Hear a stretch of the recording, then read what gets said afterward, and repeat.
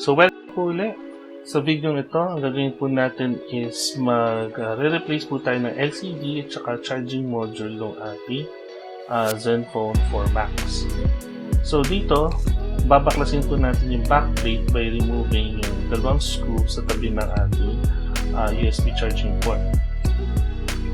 So once na natanggal natin yung screw, ang gagawin naman po natin is tatanggalin po natin yung SIM card tray. So kailangan natin yung pin para matanggal po natin yung SIM card tray. And once natanggal po natin siya, so yan po ang time para baklasin po natin yung backplate.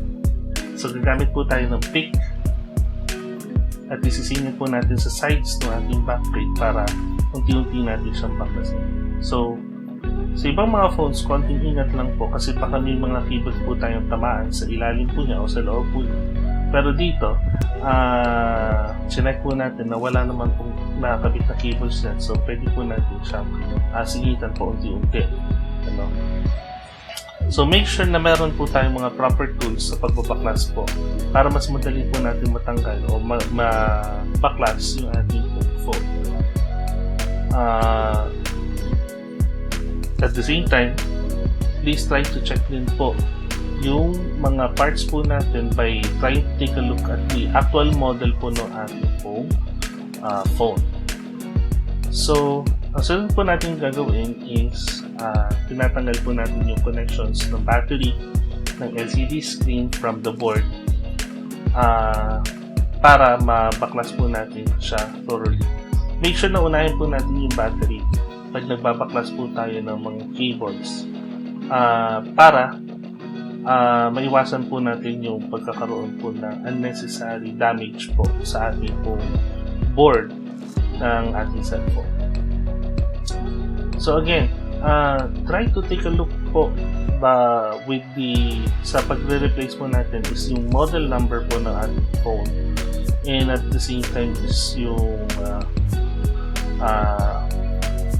pinaka-model number niya para pag tumingin po tayo sa mga online sites like Lazada or Shopee sa mga replacements po natin, is tama po yung model na maibigay po sa atin pag nakuha po natin o pag na-acquire na po natin yung replacements po natin.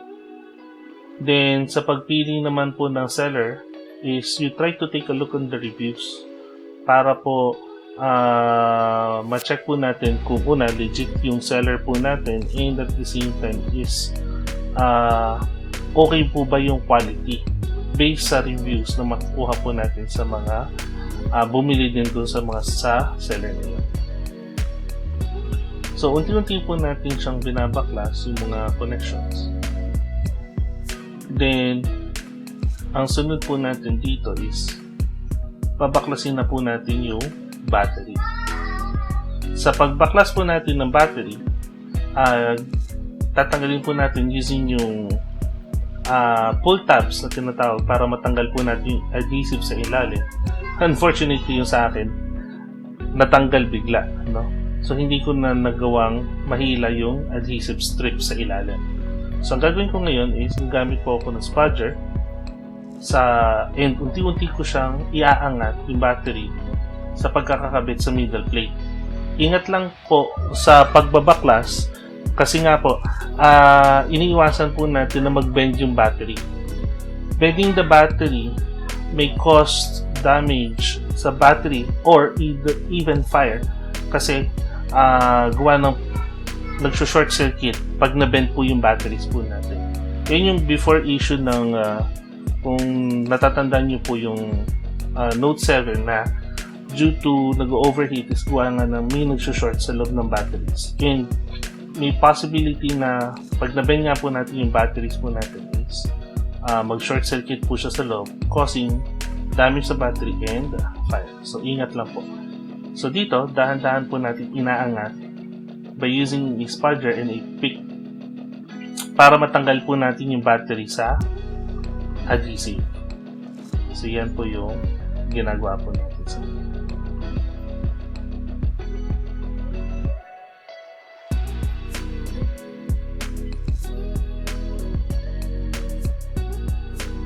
Now, once na na-lift na po natin yung battery, that was the time naman na i-disassemble na natin yung main board at saka yung charging module sa ating middle plate. So, unti-unti na natin siyang dinidisassemble. So, unahin po muna natin yung main board sa pagbabaklas po natin.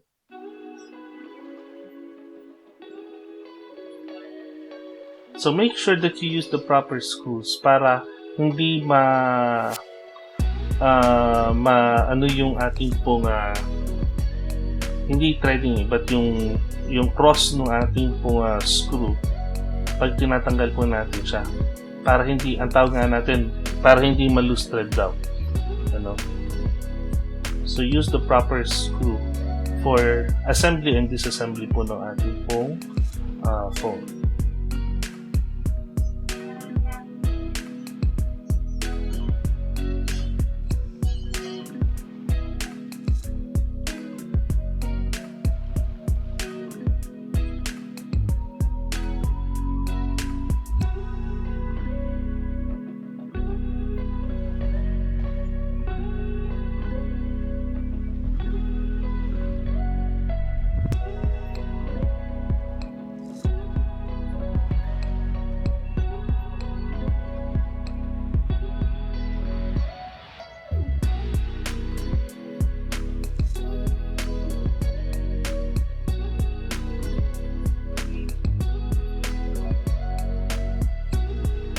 So dito, unti-unti na natin iaangat at mababaklas yung ating mainboard. Ang sunod naman is yung charging module. Nasa baba siya ng ating phone. So ang tatanggalin muna natin una is yung covering po noong charging module.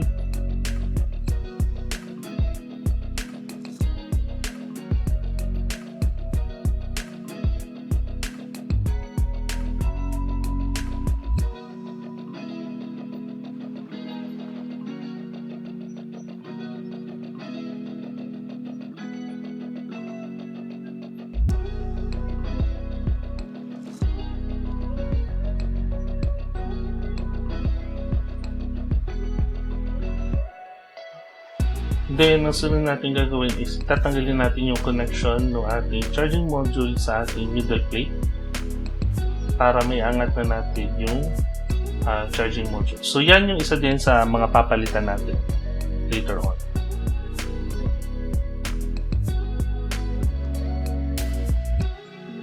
Then, tinanggal din natin yung wire connection between doon sa charging module at saka yung wire na nakabit sa main board natin. So, to arrange lang yung mga na-disassemble natin. So, from the LCD panel and middle plate, meron din tayong charging port. Meron din tayo yung backplate po natin sa charging port. Yung main board po natin, SIM card tray, yung backplate natin, and ang huli is yung battery. So, ito po yung pagkaka-disassemble po natin sa atin. Ang sunod naman po natin gagawin is babaklasin na po natin yung LCD. So, tinatanggal po natin yung mga adhesive sa mga ribbon cables sa ating LCD. Then, gagamit tayo ng heat gun. Well, in my case, gumamit ako ng hair dryer dahil wala akong heat gun na available sa ngayon. So, ang alternative is to also use a hair dryer para mabaklas po natin yung ating LCD from the middle plate.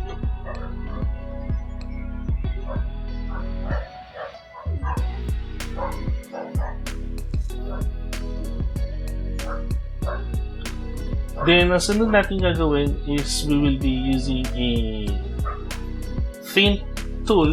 In my case is cutter and yung ating pick sa unti-unti nating pag-angat ng ating LCD. Ingat lang po tayo kasi since basag na yung LCD, may mga shards siya na pwedeng makataga sa ating mga kamay or makapasok po sa ating mga mata. So, dahan-dahan lang po tayo sa pagbabaklas ng ating nabasag na LCD. So, unti-unti po natin siyang tinatanggal.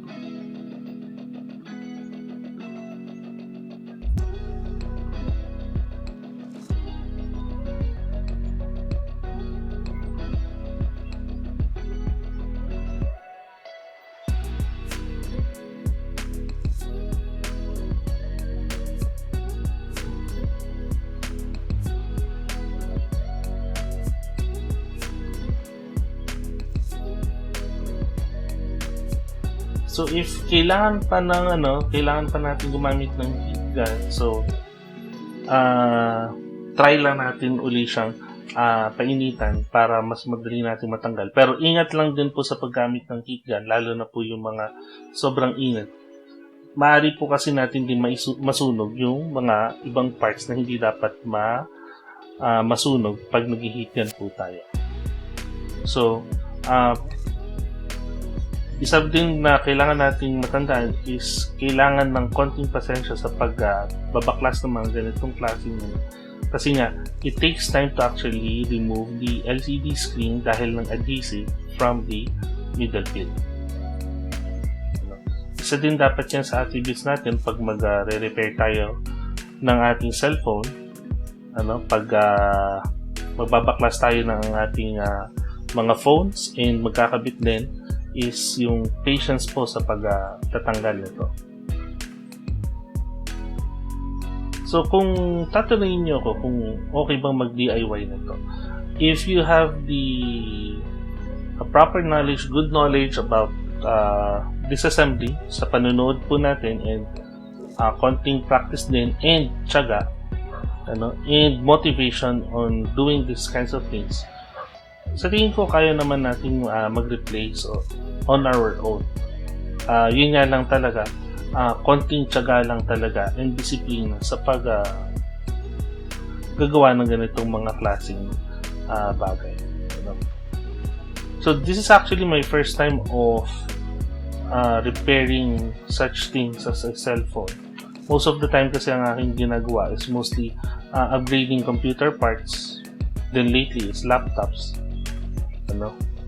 Then I want to try this one kasi nga sayang kasi yung phone nakatenga lang. Why not try to repair it and try to utilize pa yung ability ng phone since yung LCD lang naman at yung charging port ang nasira. So nung nabaklas na natin yung LCD, so please try to take note na may mga adhesive pa yan, so kailangan natin siyang linisin. So, dun sa mga sides ng ating LCD na pinagkabitan, may mga adhesive pa yan na natira na kailangan nating tanggalin. Then, makita natin na yun yung ating LCD screen. So, kailangan na natin siyang i-dispose. Then, dun sa mga natitira pang mga shards ng ating LCD, so we try to use a spudger, a pick, para matanggal pa natin yung mga excess na adhesive sa ating middle plate.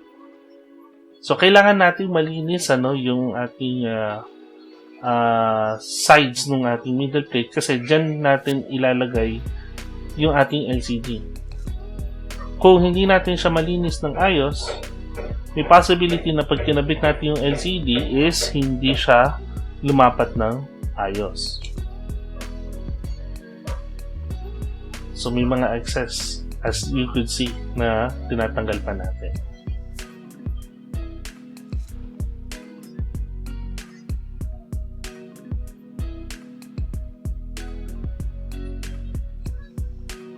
So tinatanggal pa natin yung mga excess pa, yung mga natitira pang mga adhesive para in preparation with the replacement of the new LCD.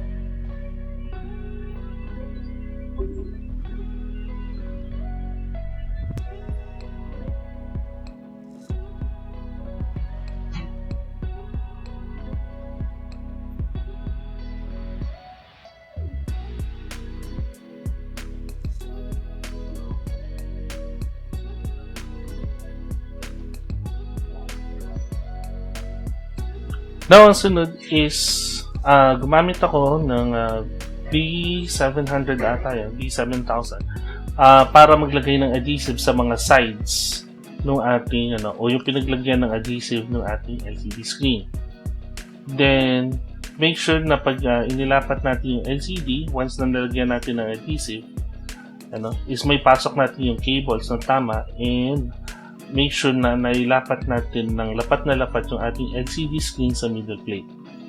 Then we try to recycle pa yung mga old adhesive na nakabit sa mga cables po natin, at ikakabit po natin siya sa mga ribbon cables po na paglalagyan po ng ating yung paglalagyan po ng ating tip. So if you need to apply pressure, kasi nga pag medyo kumakawang pa po yung ating LCD, is we try to put some pressure on the top of the LCD screen. Ingat lang po, and kailangan uniformly distributed yung paglapat natin ng pressure. Pero wag naman masyadong mabigat, baka kasi mabasag yung ating LCD screen. Dito nga lang, ang nai-video ko lang at this point of time is yung pagkakabit po natin ng LCD. Then the rest are all reverse naman. Kasi naubusan ako ng memory sa aking video. Kaya ang nai-video ko lang is yung pagkakabit ng LCD. But nonetheless, it's all in reverse order lang naman sa pagkakabit.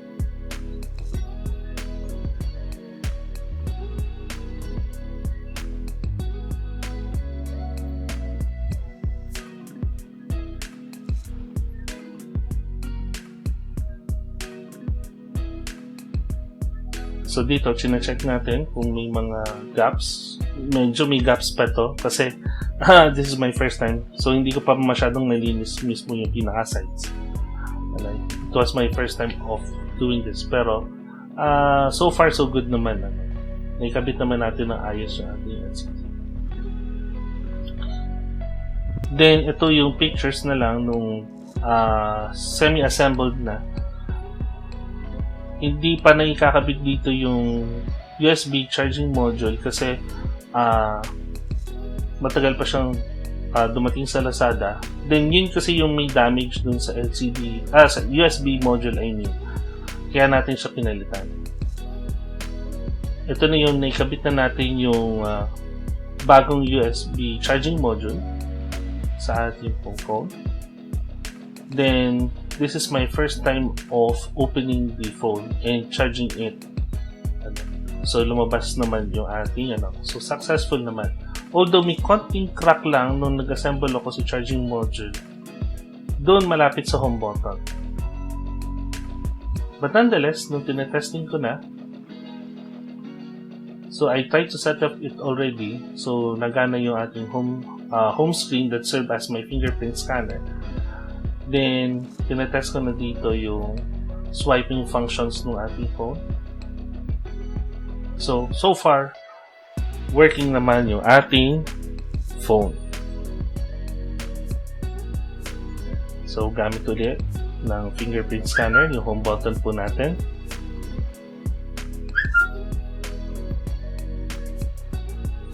Checking yung notifications. So far, okay naman po yung ating screen. Yun lang, may konti lang crack doon sa So this is my first time.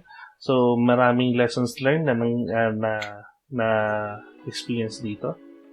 Then next is i-check natin yung charging. Kung nag-charge ba yung ating phone. That's it. Maraming salamat sa panonood and I'll see you on my next video.